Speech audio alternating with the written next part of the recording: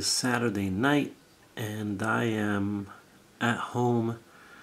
Was doing a couple of things. Decided to stay home today, but was trying to clear out my closet. When I moved in, I just put a bunch of stuff in the closet, you know, that were in boxes, and just so I can kind of clear the room and just have a little bit of a you know, not so messy situation. So anyway, so you know, today was one of those days where I just wanted to stay in the house, and came back from work and started kind of cleaning out my closet and throwing away a bunch of stuff that I didn't need, a bunch of magazines and so forth and so on. You can't see it too well, but yeah, it's kind of blurry. I did a lot of the black on it already. I just have to do more tomorrow.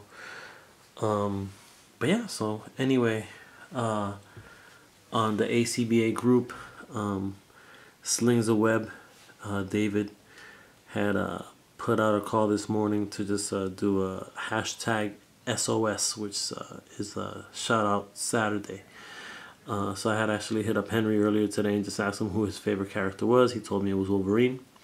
So I wanted to set up a shot using Wolverine. I had just gotten my 7th AIM Soldier the other day, found them at Toys R Us, and I had a $5 coupon. So first time I ever seen an AIM Soldier, a Marvel Legends AIM Soldier at Toys R Us, and to have the $5 coupon, I think I got it for like 17 and some change or something like that. So my 7th AIM Soldier, so I wanted to do something with Wolverine, Henry's favorite character, using the AIM soldiers. And so I kind of researched it on, and I saw this picture was kind of dope, and I said, you know what, I'll use 3 out of the 4 in close range to Wolverine. I do have Hope Summers, and I do have fire effects, and I was kind of gonna do the whole thing, but I just decided to contain a little bit more. You know, the difficulty with this shot was balancing the AIM Soldier on Wolverine's fist. So basically, you can see there that the AIM Soldier has his elbow on Wolverine's upper back, which is helping the balance with him being on Wolverine's fist. The other issue too was that Wolverine's arm kept going down. It isn't very tight, so that kind of kept happening. I was able to pose this guy pretty similar to what the picture, and then pose this guy a little bit differently. You know, almost as if Wolverine gutted him real quick and he's just trying to get away, but Wolverine still has his claws in him. And then I put the effect that I've used a couple times already, which is just that glue gun. I need to make some new ones because those aren't that great. Man, it's just so busy sometimes with the dials and all that other good stuff. So just living, sometimes you just kind of get so busy that you forget to work on some of the props, which I think are important. But yeah, so I took a shot, put it on the ACBA group a little while ago, called out Henry. So Henry, I believe the way it goes that he just finds, he asks somebody who their favorite character is, and they tell him, and then he'll take a picture using that character. You know, but as always, trying to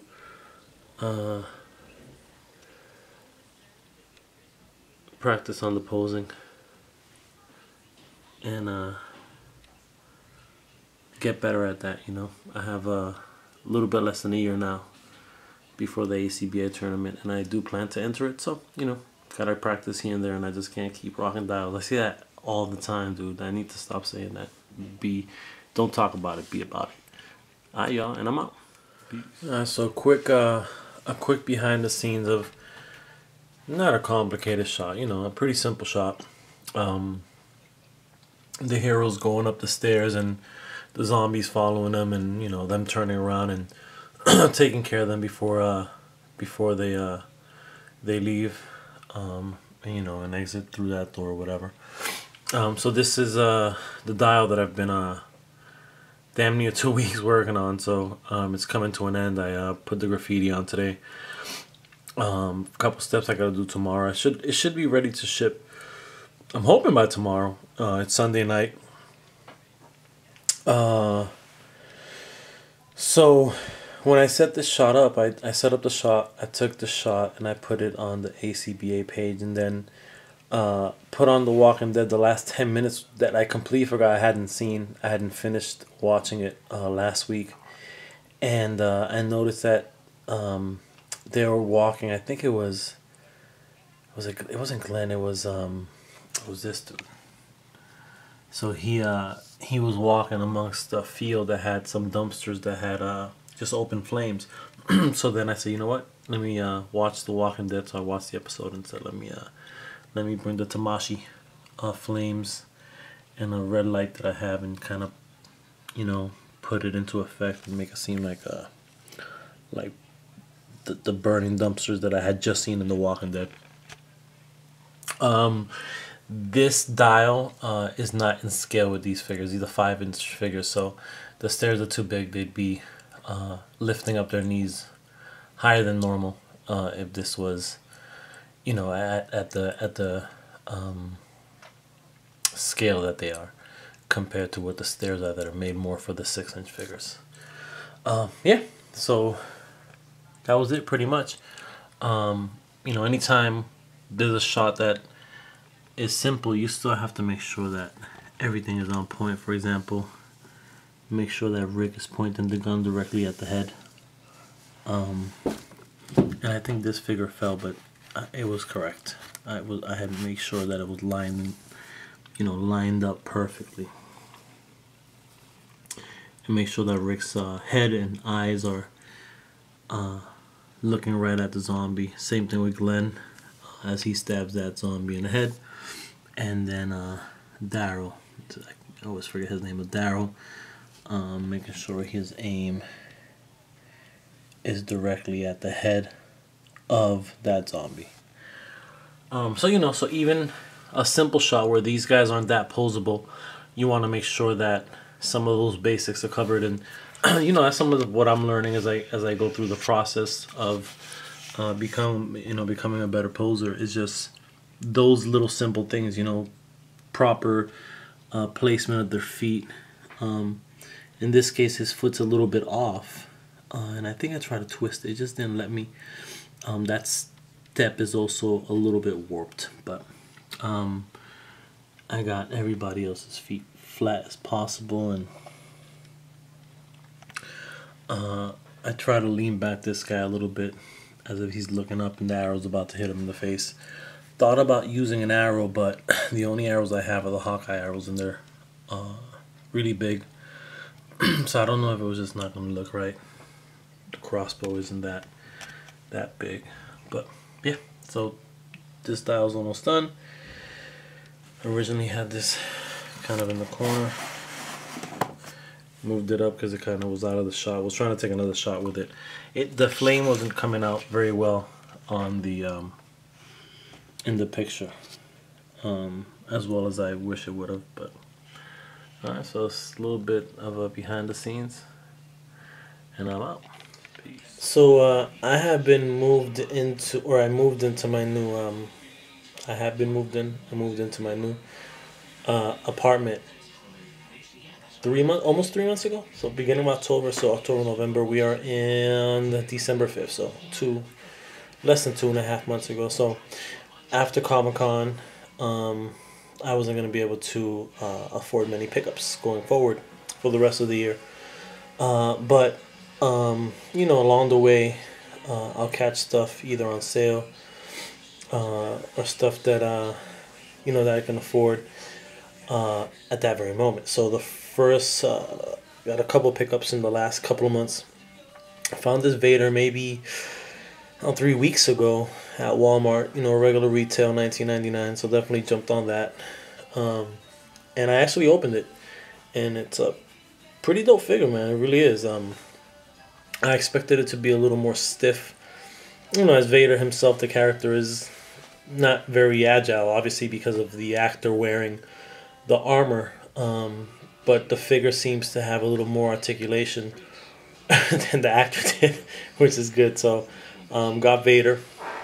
I guess when I got Vader, I was like, man, I want to get Chewbacca. You know, I can't find Chewie, and so I turned to my peoples in the toy community, and I asked if anybody sees a Chewie to snatch it up for me, and and I'll buy it from them. I'll PayPal them the money.